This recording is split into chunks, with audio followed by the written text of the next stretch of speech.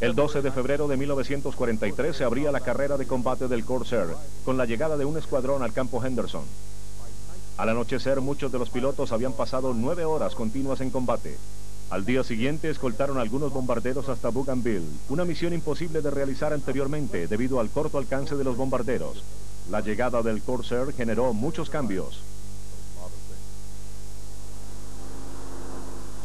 Las condiciones en Henderson eran como solían ser en tiempos de guerra, relativamente primitivas, y muchos de los servicios de mantenimiento se llevaban a cabo al aire libre o en tiendas.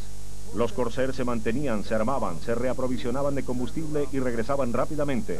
Debían estar disponibles, bien como defensas o como fuerzas de agresión.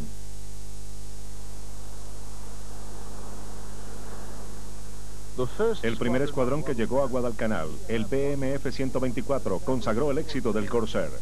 En su primera salida derribaron 68 aviones japoneses, frente a la pérdida de 11 Corsair y 3 pilotos. El escuadrón contaba con su primer as, el lugarteniente Kenneth Walsh, que derribaba el 13 de mayo su quinto avión. Walsh continuó hasta confirmar 21 victorias en combate.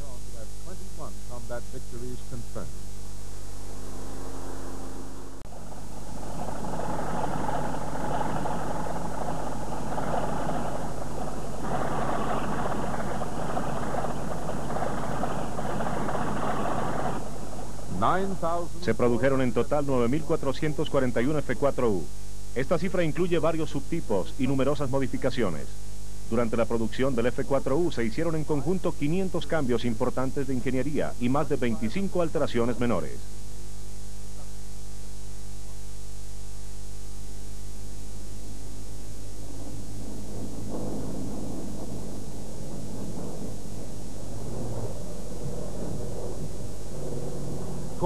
Durante la guerra, varios países hicieron uso del Corsair, en particular los británicos, que adquirieron más de 2.000 para uso en el brazo aéreo de su flota. En contraste con la naval norteamericana, los ingleses identificaron rápidamente la gran potencia del avión. Su falta de características ideales en el aterrizaje era un factor secundario frente a su poder. Consecuentemente, el Corsair ocupó posiciones de despliegue en portaaviones.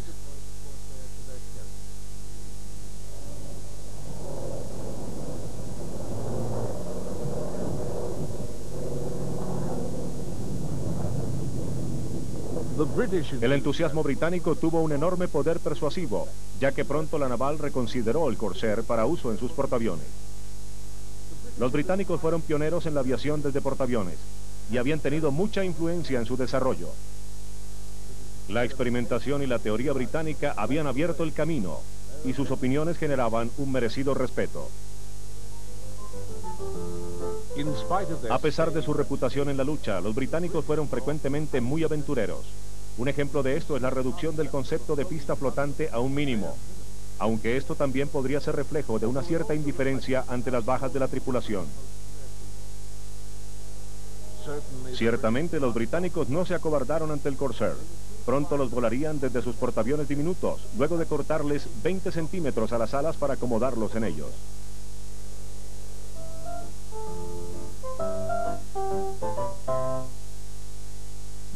El inicio no fue fácil para los británicos. La silla de los pilotos era muy baja, y esto, junto a su posición un poco retrasada, hacía que el piloto tuviera una visibilidad muy pobre. Adicionalmente, el tren de aterrizaje se balanceaba demasiado. Eran estos los factores que habían influido en la decisión de la naval estadounidense de rechazar el avión para su uso en portaaviones. Los británicos insistían en realizar pruebas en portaaviones y resolvieron los peores aspectos adoptando un acercamiento curvo de aterrizaje. El piloto así solo perdía la visibilidad de la plataforma en el último momento y los aterrizajes mejoraron. Las modificaciones posteriores redujeron aún más los riesgos al aterrizar.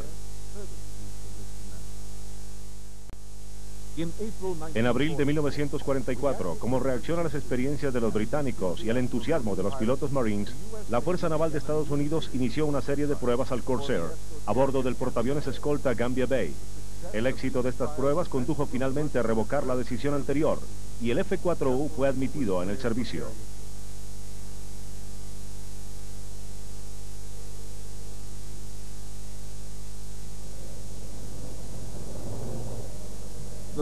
Los primeros Corsair que operaron desde portaaviones norteamericanos eran aviones de base en tierra de la naval, llevados allí para una provisión de combustible y de armas el 11 de noviembre de 1943.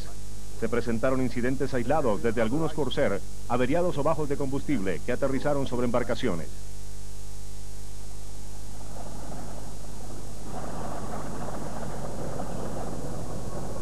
El primer escuadrón norteamericano ubicado en un portaaviones como base entró en acción el 3 de enero de 1945 en Okinawa. Los pilotos eran marines con experiencia en Corsair, desplegados nuevamente para volar desde el USS Essex.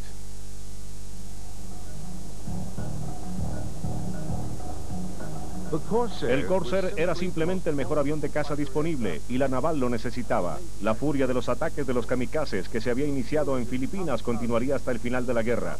Y los Corsair eran la mejor defensa de avanzada disponible cuando hacían el papel de interceptores.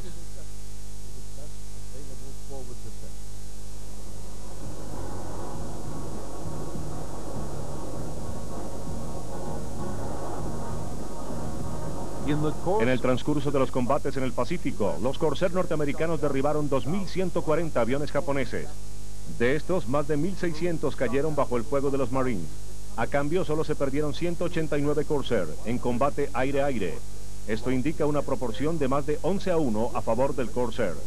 Además de las pérdidas en combate aéreo, el fuego antiaéreo y otras causas derribaron un total de 768 F-4U americanos en acción.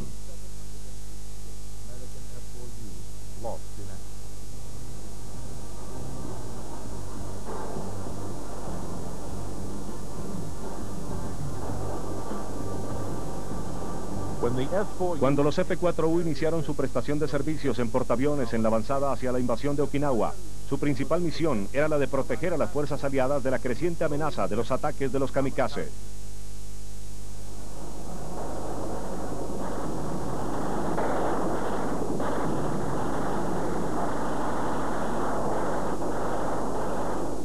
Los pilotos kamikazes confirmaban los temores de los americanos con respecto al fanatismo de los japoneses.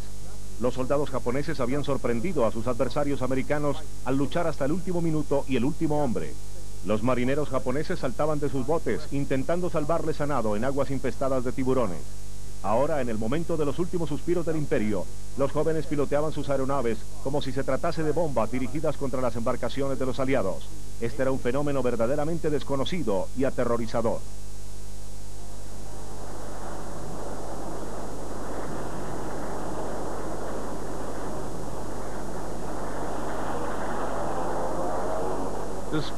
A pesar de sus pérdidas, los ataques kamikaze causaron verdadero pánico. Incluso si un 90% de una fuerza de ataque era derribada, el 10% restante era potencialmente letal. Las únicas embarcaciones relativamente inmunes ante los ataques eran los buques de guerra y algunos de los portaaviones británicos equipados con plataformas blindadas. Los ataques eran tan frecuentes y en tal cantidad en ocasiones que las flotas aliadas se vieron obligadas a absorber gran parte de los daños. Pero en ninguna de sus etapas tuvo esta campaña la posibilidad de interferir en el desarrollo de la guerra. Los recursos de los aliados eran demasiados y Japón para entonces estaba totalmente debilitado.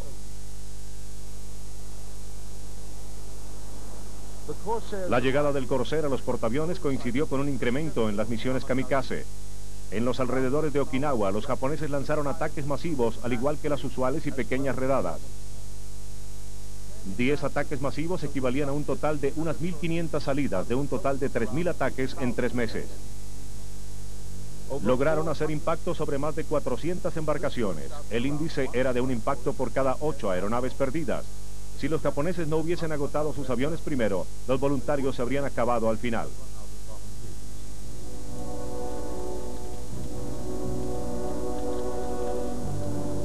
A pesar del éxito de los Corsair en la intercepción de ataques enemigos, los kamikazes alcanzaron a producir pérdidas significativas.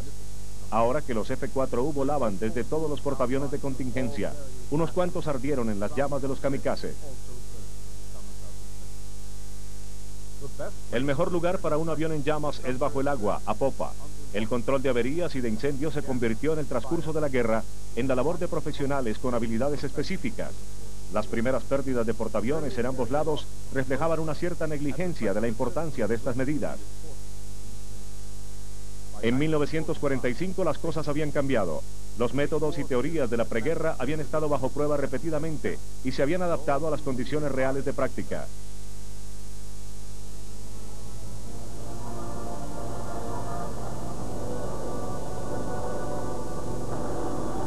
Los Corsair norteamericanos condujeron un total de 4.500 ataques contra embarcaciones japonesas, más de 500 de estos contra buques de guerra. El ataque persistente de los cañones del F-4U contra los merchantmen desprotegidos era muy efectivo. Incluso las embarcaciones con armadura eran vulnerables ante un ataque con cohetes y bombas.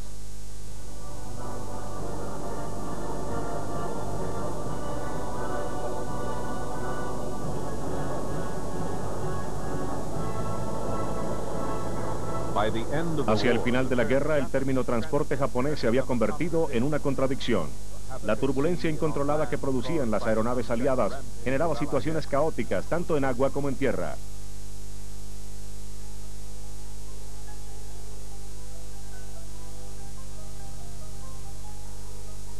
El final de la guerra coincidió con un momento crítico en la historia de la aviación. Con la llegada del jet, las aeronaves impulsadas por propulsor se consideraban repentinamente como aerodinámicamente ineficientes. Estados Unidos no quería de vuelta a los Corsair prestados a la Fuerza Naval Real, y los británicos no estaban dispuestos a pagar por ellos. Con el fin de satisfacer las disposiciones de ley, se acordó que los ingleses los hicieran a un lado. Todos estaban recortando sus efectivos militares, y en particular todos recortaban sus montos de aeronaves impulsadas por propulsores. La naval norteamericana y los marines eligieron el Corsair como el avión que deseaban mantener, y no era tan solo una cuestión de aeronaves de tiempo de guerra. Pronto se desarrollarían y producirían nuevos modelos, pero el F-4U aún estaba allí, en producción y prestando sus servicios en misiones de combate para Estados Unidos en su siguiente guerra, la de Corea.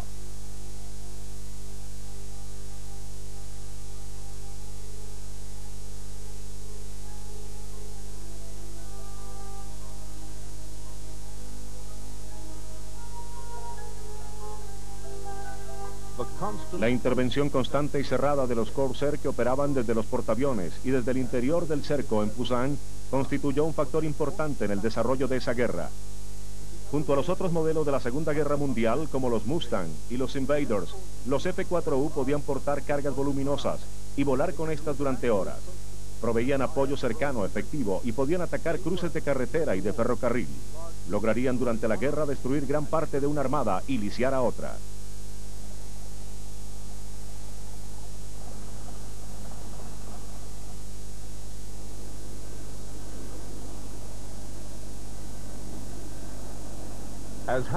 Como ocurrió tan a menudo durante la Segunda Guerra Mundial, los portaaviones jugaron un papel importante en el establecimiento del control del espacio aéreo coreano.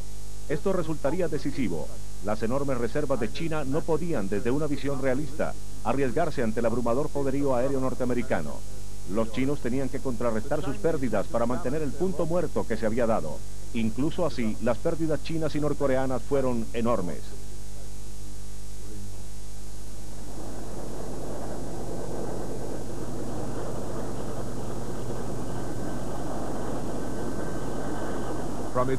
Desde sus primeras manifestaciones en la forma de un avión de caza, el Corsair adquirió una diversidad de formas. Los Marines le habían convertido en un bombardero en picado y en una plataforma para cohetes. En Corea podía estar armado de napalm, 4.000 libras de carga explosiva o 10 cohetes. Esto además de 4 cañones de 20 milímetros. Los escuadrones de ataque desde portaaviones compuestos de Corsair y Douglas Skyrider aprovechaban con resultados favorables esta poderosa combinación.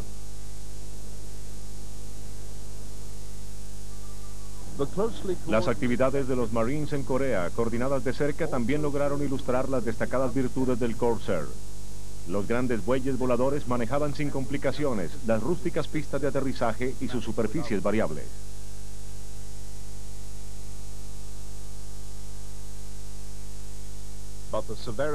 Pero la dureza del invierno fue generadora de complicaciones constantes. Durante algunos periodos de la guerra, la actividad aérea se suspendía por completo. Los aviones se congelaban. Igualmente, los chinos no podían llevar a cabo progreso alguno en semejantes condiciones.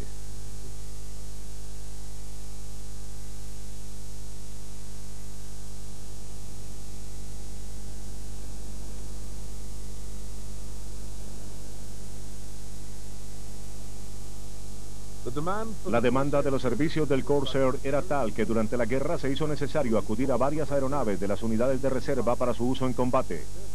Sus capacidades en el papel de avión de apoyo cercano no tenían par.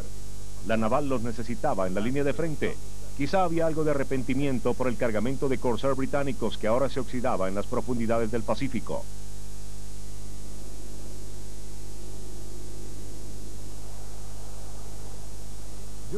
Durante el periodo crítico que representaron los primeros 10 meses de la guerra, los Corsair hicieron parte de un 82% de las misiones de apoyo táctico de la naval y los cuerpos de Marines.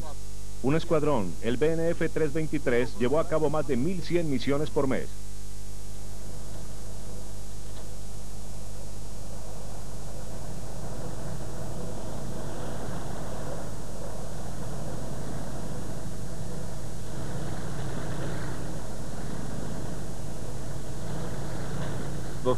Los primeros ataques por parte de los Corsair se presentaron el 3 de julio de 1950, solo 8 días después del inicio de las hostilidades. Este sería el principio de una serie de redadas triunfantes contra las vías de transporte y aprovisionamiento del norte. Además, los campos aéreos del norte fueron inhabilitados para operar y la Fuerza Aérea norcoreana quedó lesionada.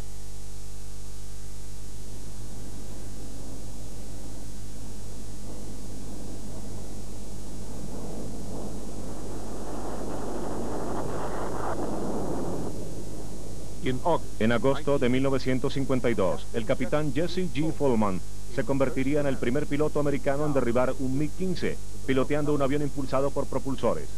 Otro MiG averió rápidamente su Corsair, pero ya se había encargado de escribir otro capítulo en la leyenda del F-4U.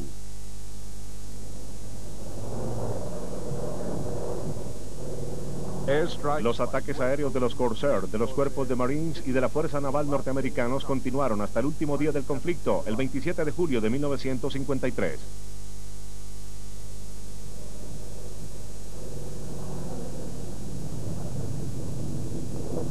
Hacia el final de la guerra se hacía claro que los días del Corsair estaban contados.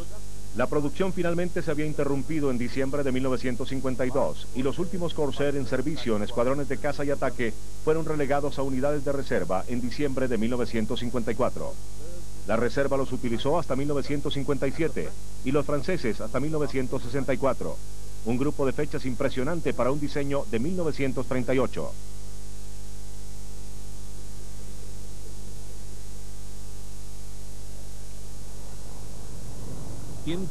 En Corea los jets aún eran nuevos y estaban en desarrollo, mientras los propulsores estaban establecidos y refinados al máximo. Los F-4U realizaron tanto el desesperado trabajo de defensa en el principio de la campaña como las funciones agresivas de la última etapa, y en ambas ocasiones presentaron resultados convincentes. Los modelos de la posguerra reflejaban las necesidades del ataque a tierra. Los Corsair adquirieron más poder al costo de pérdidas en capacidad de desempeño.